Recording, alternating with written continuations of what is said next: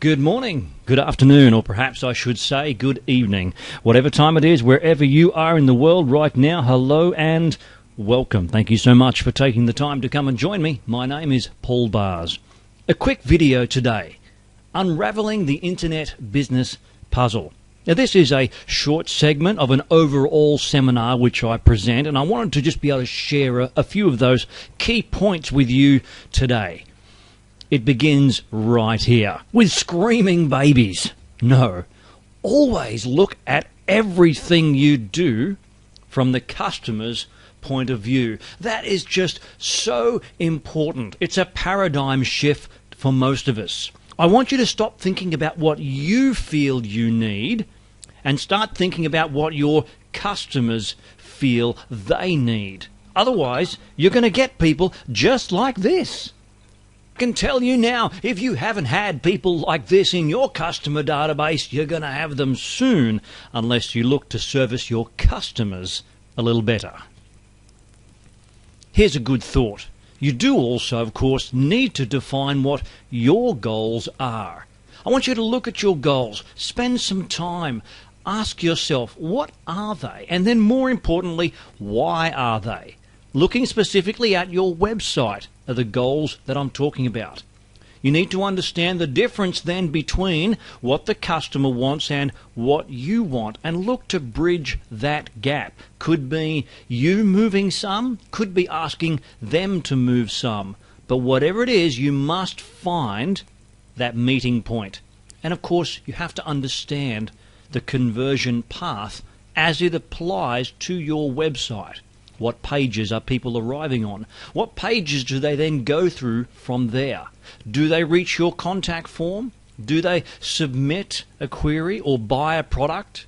You must understand the conversion path as it applies to your website. Next thing I'd like you to do is to compare your goals to the entry points, the pages on your website, and ask yourself this. Are those landing pages optimized for best possible results? Now, I'm not just talking about only the pages on your site here. I'm taking a little liberty and looking at the landing pages where others might find you. Perhaps that first point of contact in social media, or a referral from a guest blog on another website. Look at those pages as well as your own and ask yourself, do these help move me and my clients towards our mutual goals? In order to achieve your goals, you are going to need to understand the basics of analytics. Now, I use Google Analytics. I have no problem with understanding Google Analytics, but it's a minefield. Here's a quick tip. It is much bigger than what you need for your business. Google Analytics serves both the micro business sector, the small to medium enterprise, the SMEs, and the corporate as well. And so between those threes, it covers everything. But see, you're just one of them. So what you need to do is look at your area. Look at the perhaps half a dozen reports, the metrics that can give you the most amount of information in the shortest possible time as they apply to your website. It comes down to this. You must measure every dollar that you spend and look at the return on your investment, the ROI.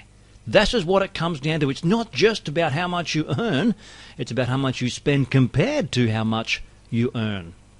I also like to take into account time spent as well. Track the time that you invest and spend in your business. You should be paying yourself a wage. If not, then you need to get to that point where you can.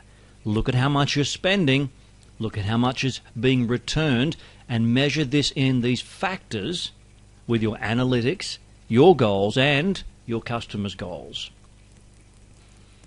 Remember this? I want you to look at things from your customer's point of view. I'm going to keep coming back to this and ask the question, is your site mobile friendly?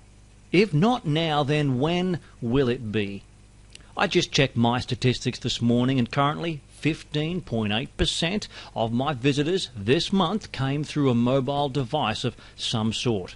My best recommendation to you is that once your site is getting over 15% mobile, then you need to make it mobile friendly. Tell me, when they land on your site, do you have a good look, a modern, fresh design? Is it professional? How competitive is it to your competition? How does it look? What about your home page? Tell me about your home page. Does your header area, that's the area above the fold that highlights your main income opportunities, your areas that you're targeting, perhaps your products and your call to action, is it there and can you see it really easily? A good home page summarizes what you do, offers easy contact, testimonials, social media options, and subscriptions. This is what a good homepage offers. It doesn't give you the box right there. It doesn't give you everything. It lets the visitor have a choice. Of course, using Google Analytics, you can track what pages they go to next, so you can improve your sales copy, find out what's working, what isn't working. The home page, unless you sell one product and one product only, should direct your visitor to where they want to go. Here are the keys to conversions. The home page is a guide. The additional pages where you guide them to offer one problem and one solution. This is my key phrase when it comes to good SEO marketing. One page, one problem, one solution. Always use good sales copy. Have some kind of call to action on every single page.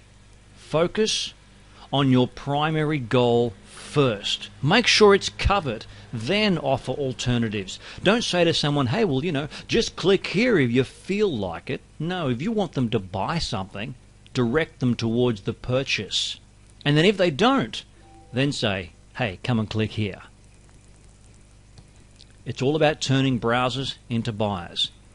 So I want you to look at the point of contact for your website. Sometimes this is usually off your website. Could be your search engine title and description as it appears. Could be your social media page. Could be something on Facebook or Twitter or YouTube. Whatever it is, does it pre-qualify them? Do they know why they are coming to your website? So then look at your content. Ask yourself, does it offer the solutions to their needs? And look at your call to action. Does it ask people to make a decision? Because it has to. It has to ask them to do something. Never be afraid to ask for the order. And here's the key: follow up, follow up, follow up, follow up. Remember, not everyone buys from you the first time that they meet you. I love the strategy of offering a free something in exchange for a name and an email address, the usual opt-in form, a newsletter, for example. Then you can have a follow-up autoresponder to give automatic follow-up. Give them an instant thank you, a promise to do something for them, and then go and do it. For those of you working in the offline world like I do, use an online CRM, customer relationship management program, for those who contact you through your contact form, and then follow them up, and then follow them up. It's so important that you never lose track. It all comes down to this. You need to create for yourself your own sales funnel. There are plenty of examples online. I'm not even going to go through this one right now. But find out where your people are coming from. Find out where they are landing. Find out where they are going. And don't hope. Make sure that leads them to the sale or the lead or the contact, whatever it might be for you. If you'd like some more help with that, you can contact me at paulbars.com. Through my contact form, you'll see you can ask for a marketing evaluation of your own website. I can help you get better results online. I'd love to do that, and I hope to hear from you soon. You take care. This is Paul Bars from paulbars.com. Internet Business Training, signing off. Bye-bye.